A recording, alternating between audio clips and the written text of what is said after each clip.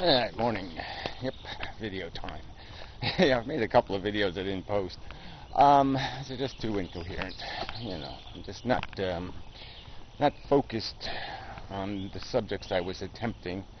And I made one for the anti-broadcast channel that I'll try to redo.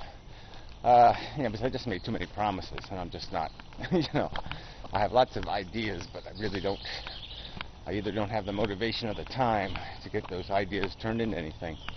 So anyway, I'm going to tackle one of the ways impossible kind of subjects with Laura Layla again.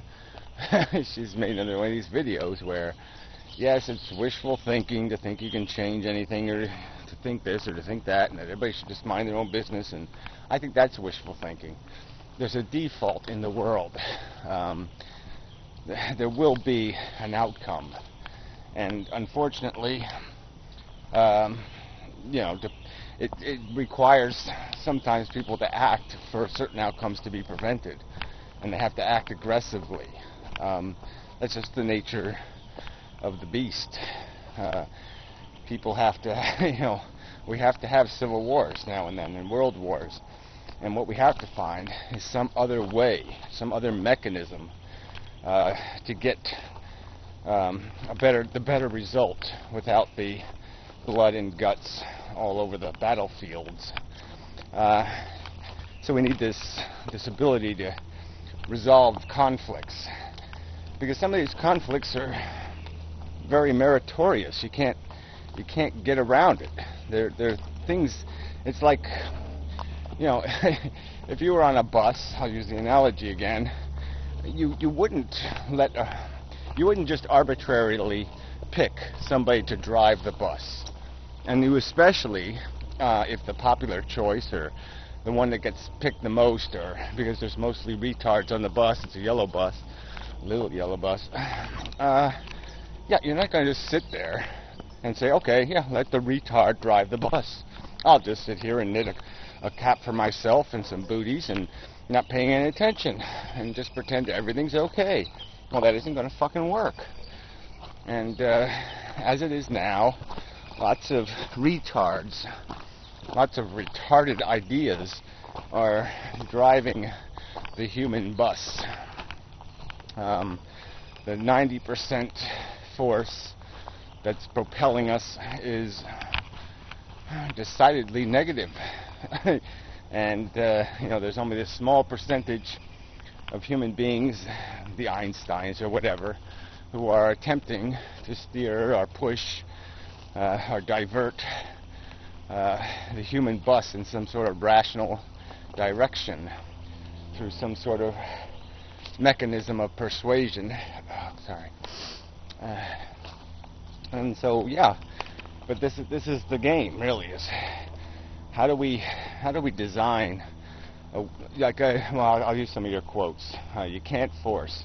Well, I'm sorry, force is all human beings have ever known, and to think that it's going to happen some other way, that might be wishful thinking. That was the title of our video, or something like that. No right way to be human. Now that's just nonsense.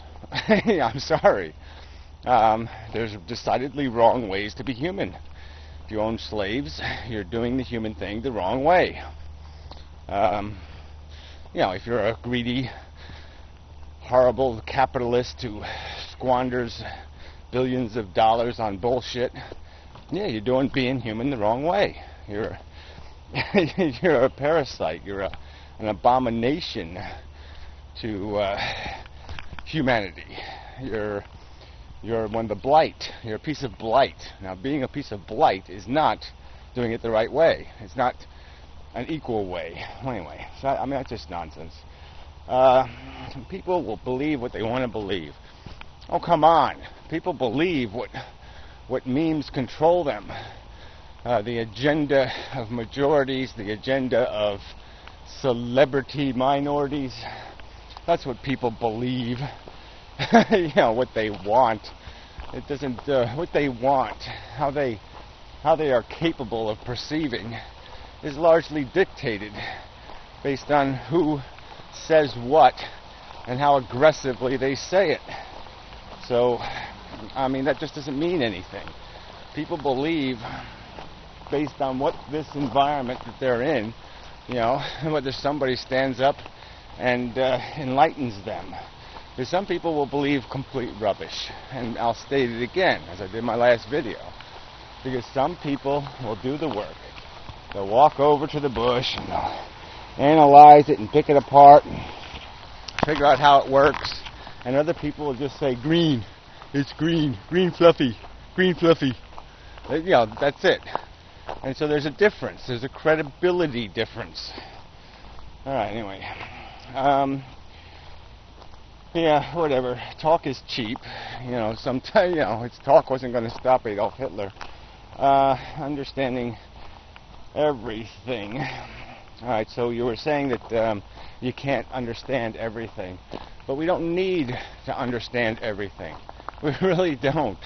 There's 10 golden facts of perfect contemplation, or whatever you want to call it. I mean, there's some basic facts to understanding what we are. And I think you understand that. I mean, you're a psychologist. I mean, come on. It's psychology. And understanding that we have a psychology, that our desire mechanism is completely owned by a lot of nonsense, a lot of conditioning, and that we can be all kinds of different things depending on how we maturate us, how we drive our bus, how the bus is driven when we're growing up. That's the game. We obviously grow people up to be phantasmagorical, wishful thinking, unrealistic pieces of crap. Goal-oriented, survival at all cost. You are incredibly important. They, and them are incredibly unimportant. That's how we grow people up. Morons raise kids, because morons have kids. Anyway. All right. The nature of imposition. I guess that's an argument I'm making. Look, she's making this argument. Everybody just had their beliefs and didn't influence or affect anybody, and everybody would be just fine. But that's not the nature of it.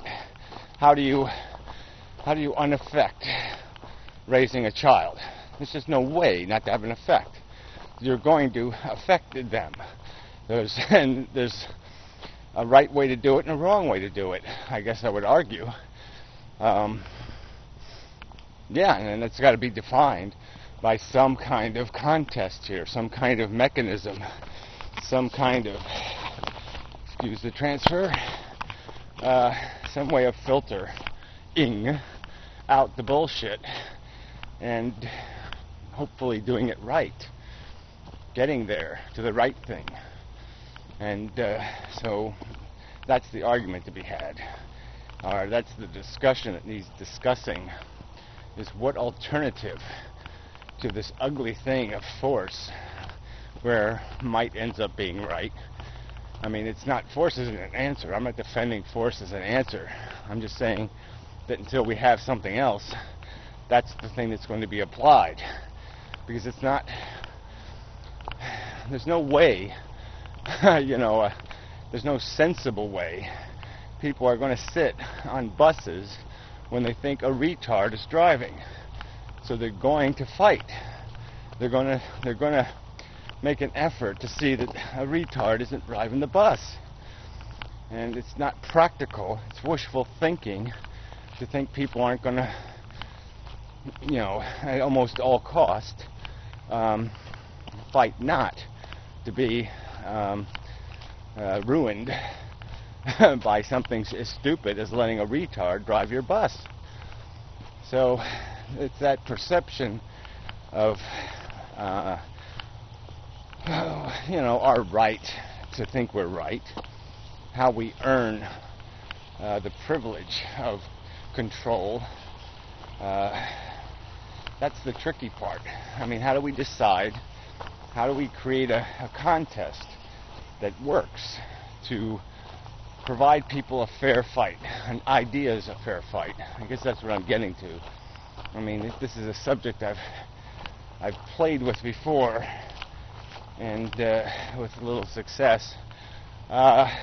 Because there needs to be a mechanism in our culture built into the structure that kind of forces us to have our aggressive fight for the driver's seat in some sort of medium where all the swords and spears and hammers and guns are all made out of rubber, where there's no real damage can be done, but that this ballet can take place, this battle that needs to happen.